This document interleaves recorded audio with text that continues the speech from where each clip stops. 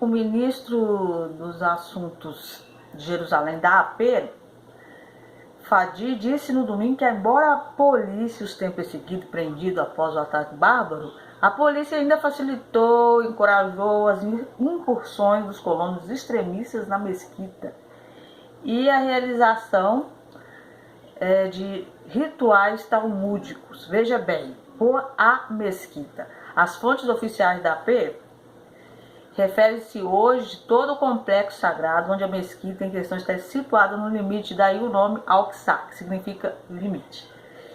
E por rituais talmúdicos, as mesmas fontes da AP refere-se aos judeus andando e ocasionalmente murmurando um versículo das escrituras ou oração. Sites islâmicos relataram que esse foi o terceiro ano consecutivo em que um shofar foi tocado no Monte do Templo, o que dizem ser uma tendência preocupante. Dessa vez houve 2 golpes no círculo central da Praça Al-Aqsa e perto do Portão da Misericórdia.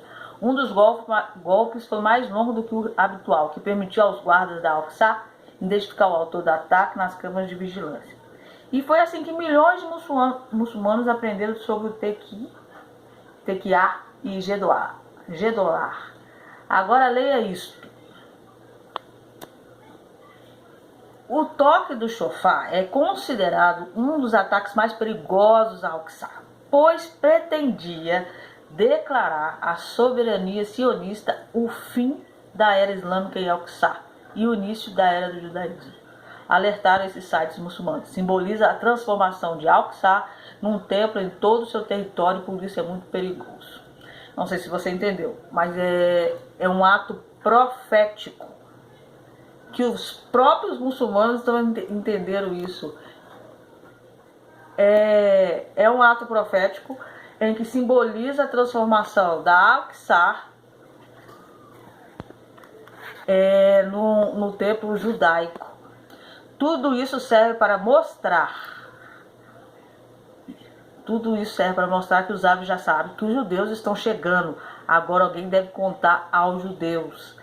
Tendo observado centenas de milhares de manifestantes israelitas ao longo dos 8 meses, não duvido que uma vez que essas hordas de judeus aprendam que a salvação está ao virar da esquina e tudo que tem de fazer é realizar no Monte do Templo a mesma tomada e controle que faz o Ailon, nenhuma força policial no mundo poderia detê-los.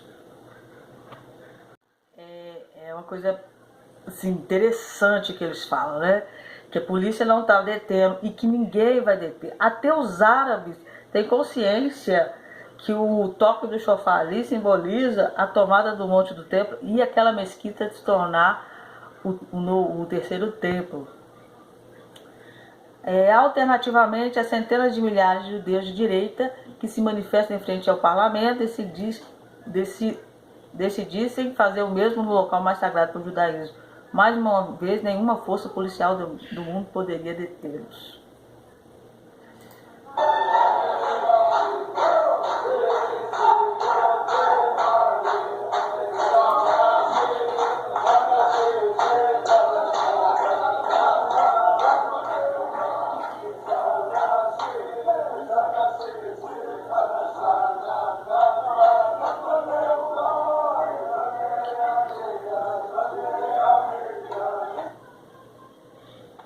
acredito que tudo na vida, no mundo, se torna primeiro espiritual e depois físico. É o terceiro ano que eles fazem, só que dessa vez eles fizeram algo diferente, né? Após os rituais talmúdicos no Monte do Templo, os árabes revoltaram-se em vários locais perto da cerca da faixa de Gaza e vários ficaram feridos, incluindo 3 jornalistas árabes. Durante a violência, desordens, explosivos foram ativados e granadas. Eles manifestaram na faixa de Gaza que eles não gostaram do que aconteceu lá no Monte do Templo. A Al Jazeera fez saber melhor, afirmando as forças de segurança israelenses repeliram firmemente 3 mulheres árabes, Morbiton, que tinham saído do controle, retratando como violência policial.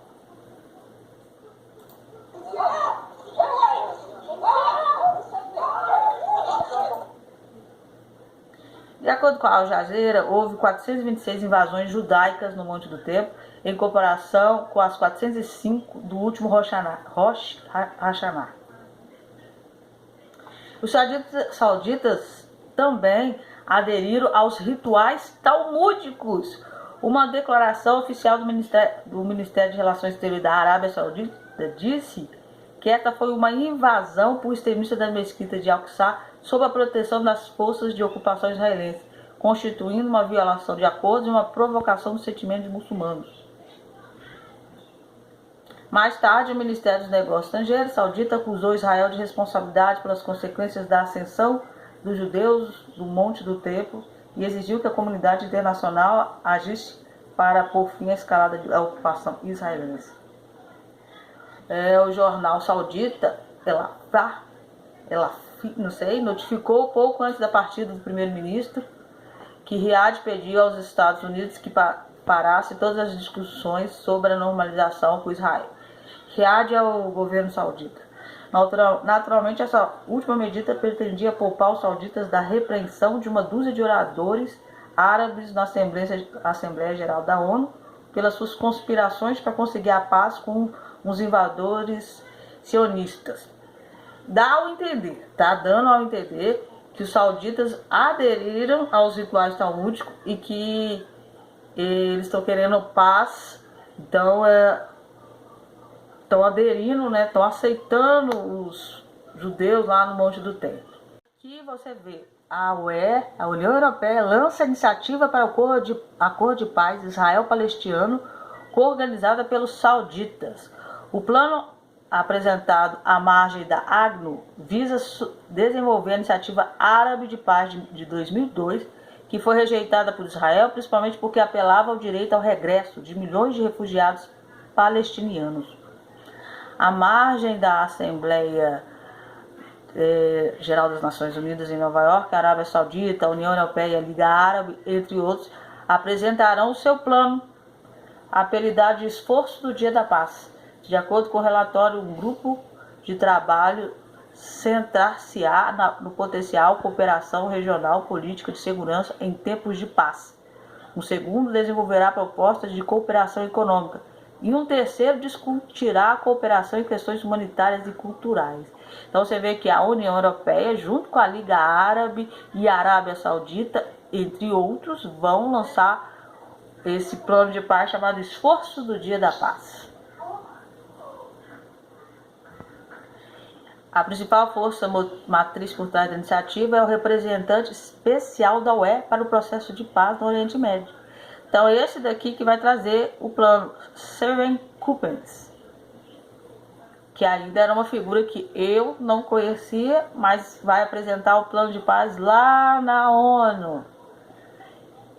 E não é pouca coisa não, né, gente? Porque vão falar, é a União Europeia, a Liga Árabe e mais a Arábia Saudita que vão estar apresentando esse plano, com esse senhor aí representando ele.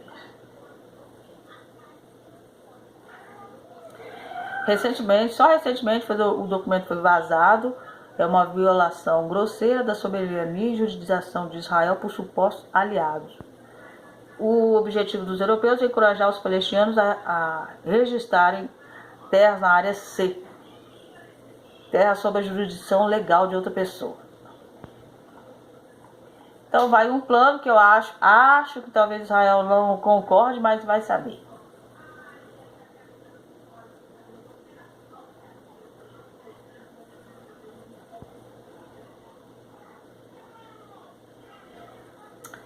O plano também se baseia numa oferta de 2013, que a UE apresenta pacote sem precedentes de apoio político, de segurança e econômico palestinos e a Israel. Então é isso e que Deus abençoe vocês.